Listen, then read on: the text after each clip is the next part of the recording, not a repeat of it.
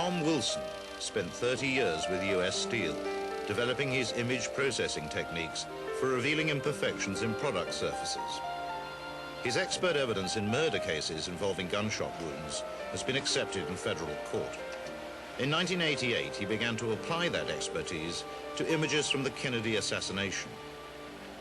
I don't think anyone has ever utilized the equipment to look at the Kennedy images, because if they have, with the expertise that I know our government has had over the past many years, then I know they will come to the same absolute conclusion that I have. As I know that President Kennedy was assassinated by somebody from the front and that there was a conspiracy.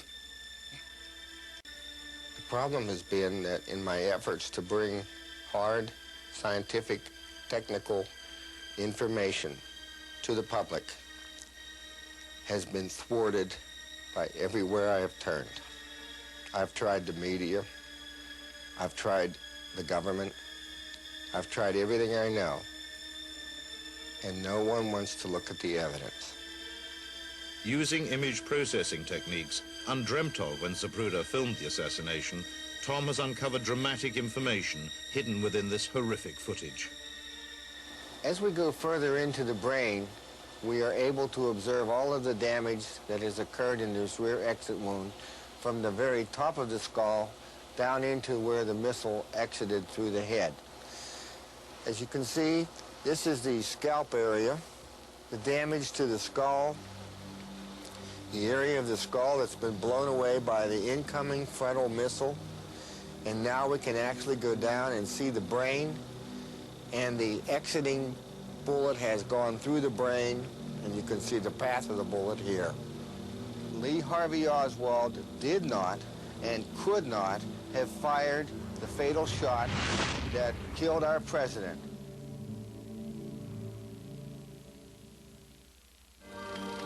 Tom Wilson's ability to extract hidden information from the assassination pictures is based on established scientific principles. This is photonics. This is the absolute science in the measurement of light. What is in these photographs and what is measured by the computer and backed up by hard scientific mathematical data. All of my findings can be reproduced. Badgeman shooting from the grassy knoll was first revealed in Mary Moorman's picture in The Men Who Killed Kennedy in 1988. Tom's initial work confirmed his presence. This encouraged him to apply his technology to photographic records of the assassination. The Zapruder film allowed me to be able to go in and look at the head wound initially. The autopsy photographs allowed me to verify that there were inconsistencies within, and the pristine Mary Moorman photograph allowed me to go in and actually measure the wound optically without image processing.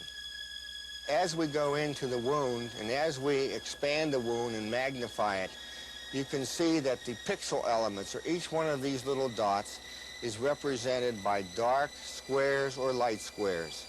Now, if there were no wound in the rear of President Kennedy's head, all of the squares would be the basic reflective value or the basic shade of gray that his normal hair coloring would be on this day.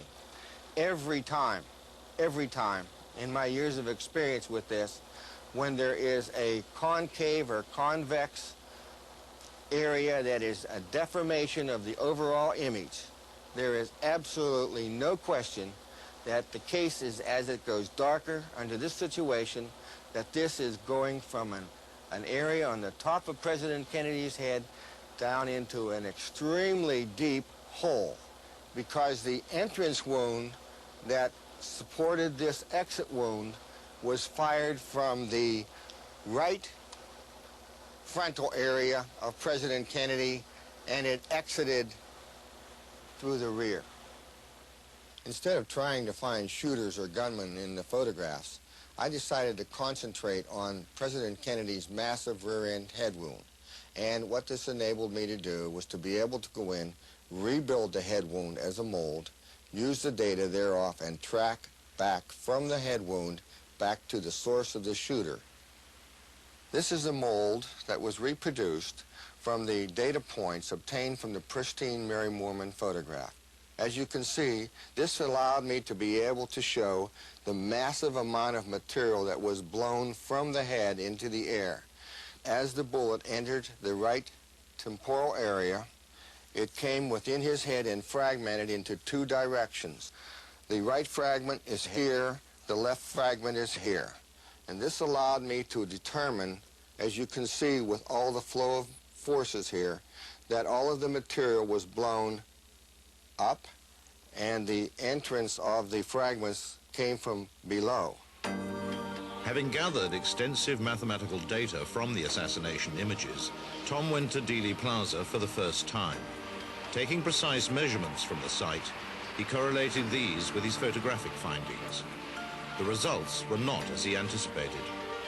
When I came back and took these coordinates, which were mapped out using the machinery, not manual calculations, I could never put President Kennedy at the spot where the Zapruder film said was frame 313 when Badgeman was firing, because the projectile trajectory from Badgeman wasn't where Kennedy was.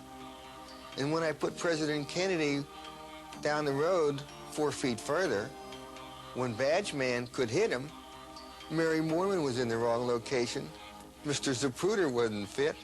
The fence was in the wrong place. I could not make anything fit. So I had to go back to Dallas, and I had to run more tests. And what I found out was something that I had overlooked all this time in looking at the photograph. President Kennedy's wound in his right temporal area is at an angle like this. It's coming out of the ground.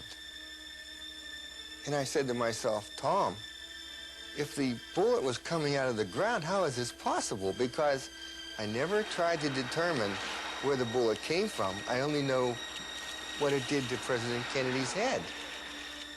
This totally bewildered me that I'm at the end of this mission.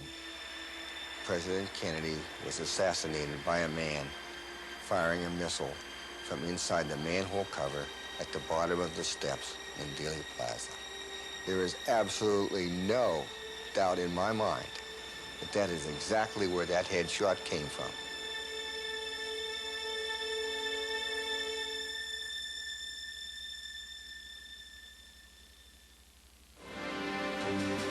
Jack Brazil, a seasoned researcher of the assassination, believes that a gunman firing at Kennedy from the storm sewer is no wild theory. In 1992, he put his ideas to the test with a trained military team. They explored the subterranean world beneath Dealey Plaza.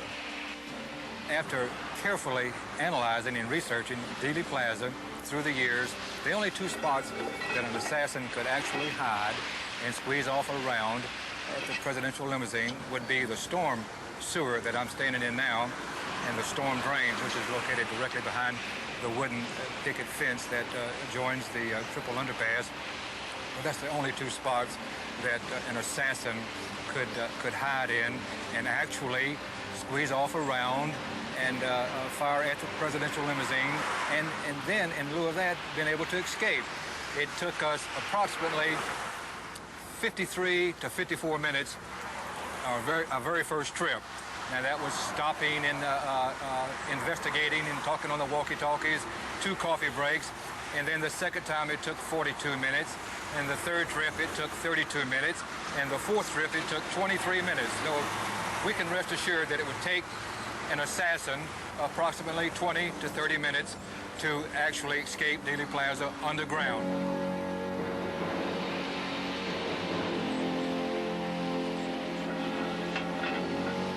This ties in to the storm sewer in the center of Main Street, and it's easily accessible for a would-be assassin, and he could very easily have shot the president and used this route for escape, which leads directly to the Trinity River.